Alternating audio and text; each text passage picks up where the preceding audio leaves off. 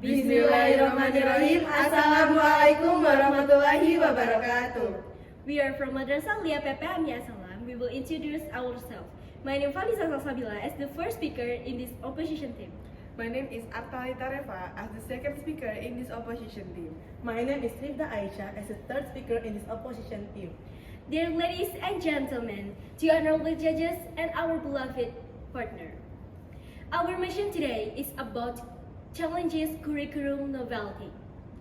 The Ministry of Primary and Secondary Education, or Kemendikbudrismen, led by Minister Abdul Muti, will start using several new policies for the 2025 and 2026 school year. Two school programs will still be used, are the 2013 curriculum or K13 and the independent curriculum.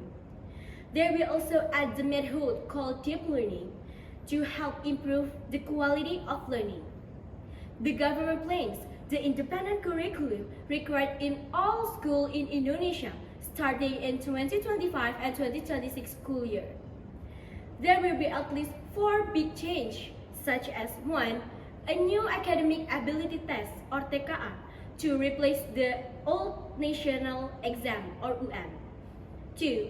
A new student admission system or SBME. 3. Coding and artificial intelligence classes as optional subjects in elementary to high school. 4.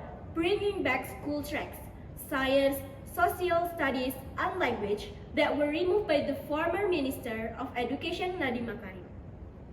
I want to explain 2 big problems with the 2025 and 2026 curriculum plan. The first problem will be explained by Artalytha Reva, and the second problem will be explained by Rifda Aaisyah. The first problem is, how can school use 2 different curriculum, independent curriculum and 2013 curriculum, and combine with deep learning at the same time? Second problem, the independent curriculum gives teachers the freedom to choose what and how to teach. This means students in different schools may learn different materials. But the new academic ability test or TKA will use same question for all students in Indonesia.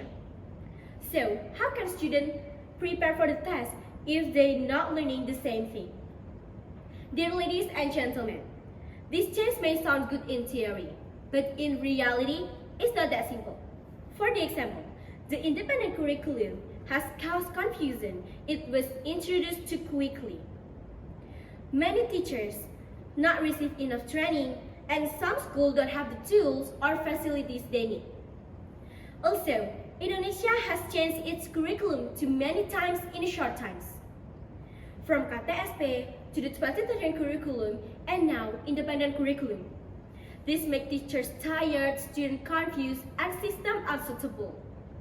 Dear ladies and gentlemen, we're not against change, but changing without good preparation is a mistake.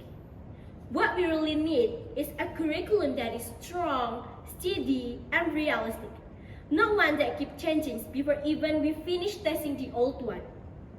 This fast change just makes things more confusing and increase the gap between school in cities and school in rural area. Thank you. Good morning, ladies and gentlemen, the honorable judges, and all of my beloved partners. I'm as the second speaker in this opposition team, and I fully support the first speaker argument. My teammate has clearly explained about our new curriculum from our new Ministry of Education, Mr. Abdul Muti. And now, I would like to strengthen our position by explaining why the idea of combining 2 curriculum, the independent curriculum and 2013 curriculum, and deep learning at the same time is not a good solution.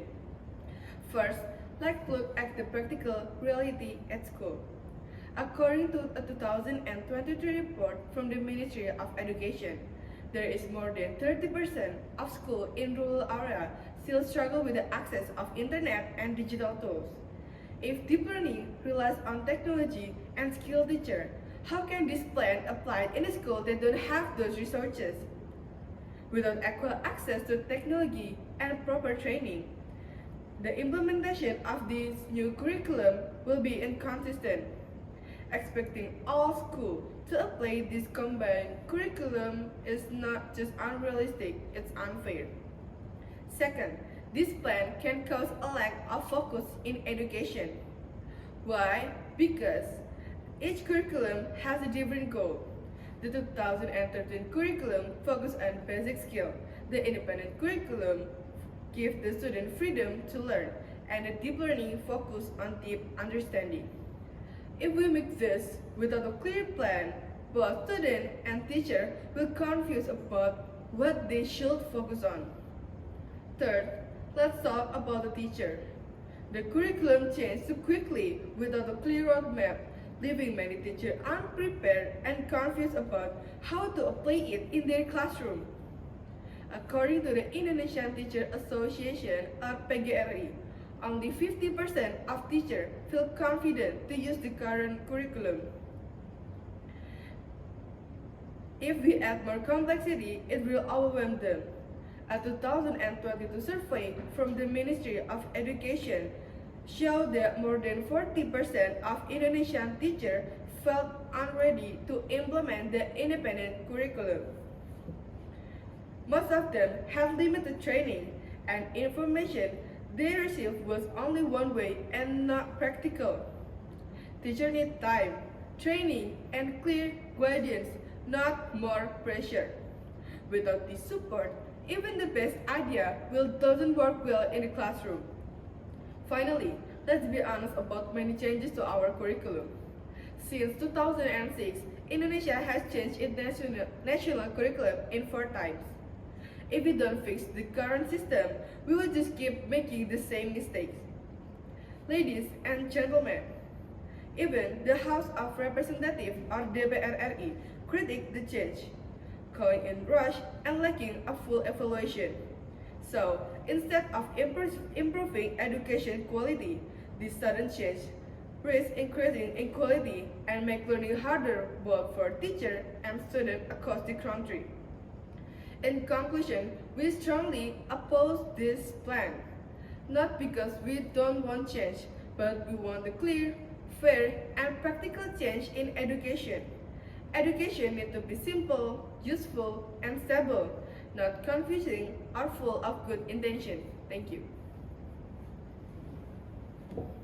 Dear ladies and gentlemen, the honorable judges, and all my beloved partners, I, as a third speaker in this opposition team, fully support Speaker 1 and Speaker 2 in this debate motion. My teammate has explained why the idea of combining independence curriculum and the 2013 curriculum is not a good solution. And now I want to talk about combining independence curriculum with TKA is a bad idea. The independence curriculum gives teachers freedom for teach their students, but the TKA or academic ability test could cause inequality. Students using different learning methods like project-based learning might struggle with exam only focus on theory. For example, countries like Finland use past assessment, which are more inclusive and reflect real learning. Streaming students into track could also worsen inequality. Students from different tracks might find it unfair to be assessed by the same TKA exam, as their learning method is varied. And not all teachers are able to provide learning without national references, which means that each school might study different subjects, right? Even though TKA is rumored to replace the national exam, then doesn't this go against the idea of independence curriculum? And let's talk about deep learning.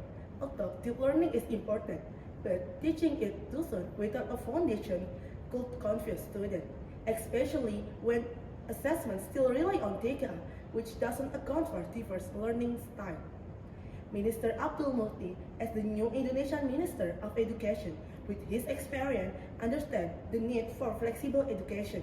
However, if TKA and streaming are implemented without adjusting assessment, they could hinder the independent curriculum goal for inclusive education. Dear ladies and gentlemen, in conclusion, while the independent curriculum aims to offer flexibility, the reintroduction of TKA and streaming might create further inequality. Without adjustment to the assessment system, this measure could undermine the goal of providing equal opportunities for all students. I think that's for me. Thank you. That's all from us. We say sorry if any mistake. Thank you for your attention.